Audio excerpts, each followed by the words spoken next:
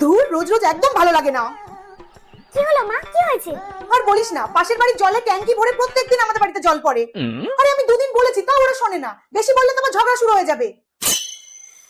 জানিস আজকে কি হয়েছে? আমার 20,000 টাকার শাড়ি আমি একটু রোদে দিয়েছিলাম, ওদের ট্যাঙ্কির জল পড়ে সব ভিজে গেছে। মানে ভেবে আমার মাথাটা পুরো গরম হয়ে যাচ্ছে। মা, আমার তো সামনে পরীক্ষা, আমাকে এখন পড়তে হবে, তুমি একটু আমাকে পড়তে দাও। ঠিক আছে, পড়বি তাহলে পড়, আমি আসছি। পরীক্ষার তো আর বেশি দেরি নেই, আমার খুব টেনশন হচ্ছে বুঝলি তো। আর কালকে ক্লাসটা কিন্তু করতে হবে। হয়ে গেছে তোর পড়া? তখন আমি কথা বলছিলাম তো খুব ডিস্টার্ব হচ্ছিল, এখন কি হচ্ছে? মা, আমি পড়ার কথাই বলছি, এমনি গল্প করছি না। হ্যাঁ বুঝি বুঝি। মনা, কোথায় তুই? মা, টয়লেটে আছি। ওখানে বসে থাকলে হবে?